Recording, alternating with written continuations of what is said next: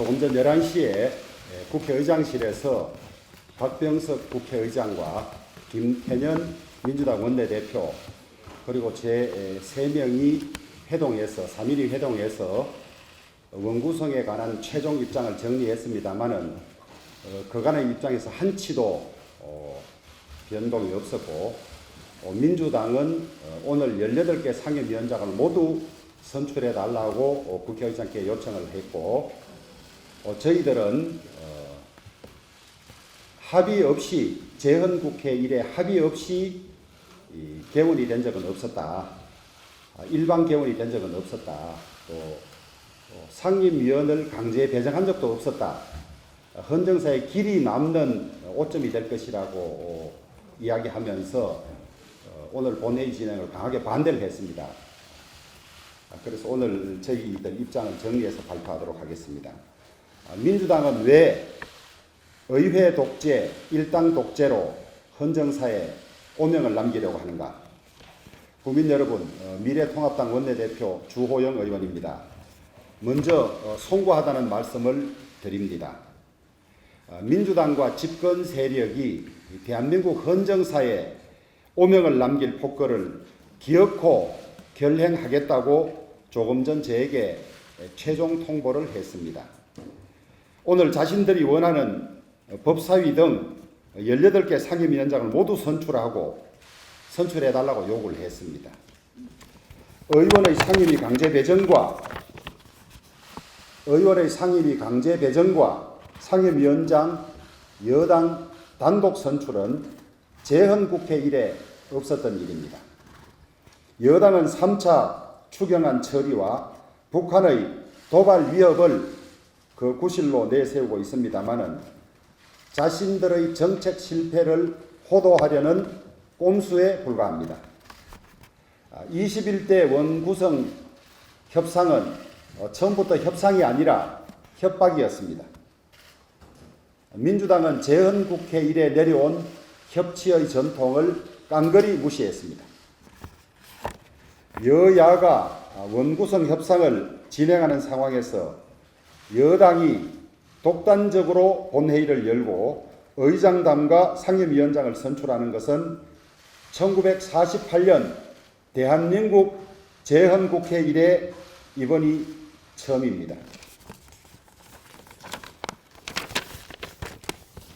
민주당은 지난 4월 총선에서 자신들이 177석을 얻었기 때문에 자신들의 마음대로 법을 바꾸고 국회 규칙을 바꿀 수 있다고 주장합니다. 우리 당은 지난 2008년 81석밖에 안 되는 민주당에게 법사위원장을 배정하고 의석 비율보다도 많은 상임위원장을 할애했습니다. 지금 와서 민주당은 이를 잘못된 관행이라고 주장합니다.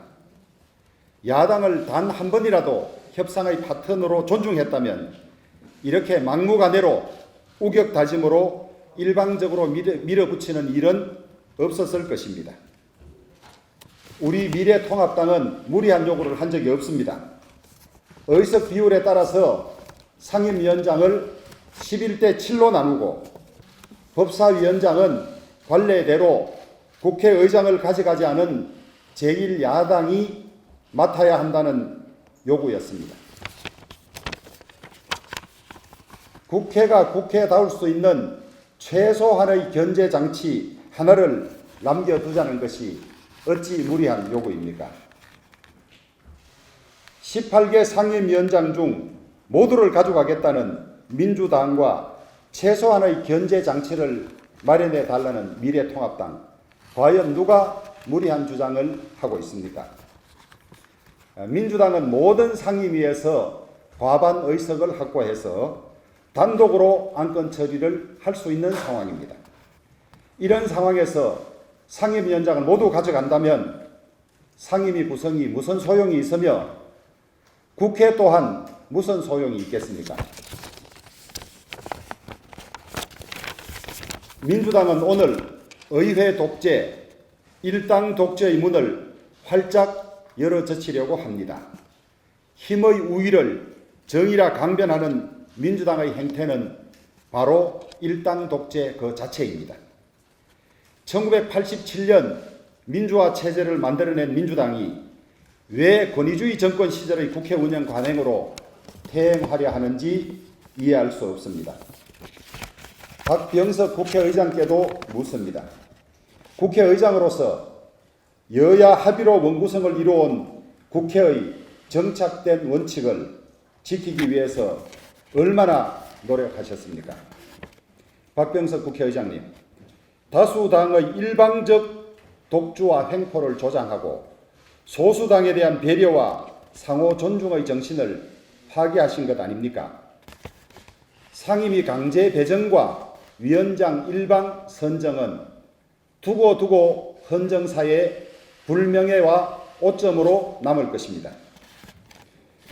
오늘 민주당은 국회의 문을 강제로 열고 있습니다. 여야 합의의 전통을 짓밟고 있습니다.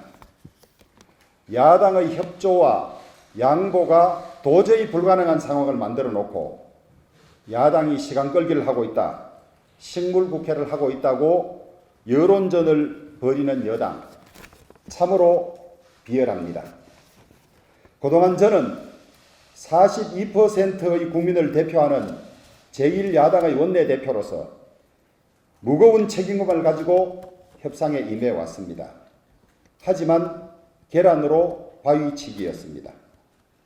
청와대와 집권 여당에 마지막으로 충고합니다. 다수의 힘으로 야당을 밀어붙이고 가는 것이 쉽게 보이지만은 결국은 성자의 저주, 독재의 저주, 권력의 저주에서 벗어나지 못할 것입니다. 집권 세력은 폭주 열차처럼 내달리다가 스스로 탈선하고 무너질 것입니다. 민주당이 힘과 가전 편법 불법으로 통과시켰던 소위 공수처법과 준연동형 비례대표 선거 관련 공직자 선거법, 공직선거법, 여러분 결과가 어땠습니까? 준연동형 비례대표제는 의도와는 정반대로 소수 정당을 전멸시켰습니다. 고위공직자 비리수사처가 대통령 권력을 견제할 사법기구로 작동할 수 있겠습니까? 민주당의 오만한 국회 운영은 앞으로도 이런 실수와 패착을 되풀이할 것입니다. 대통령 임기가 이제 채 2년밖에 남지 않았습니다. 대한민국의 미래를 위해서 협치하고 도와주고 싶지만 이제는 그 마음도 접어야 할 때인 것 같습니다.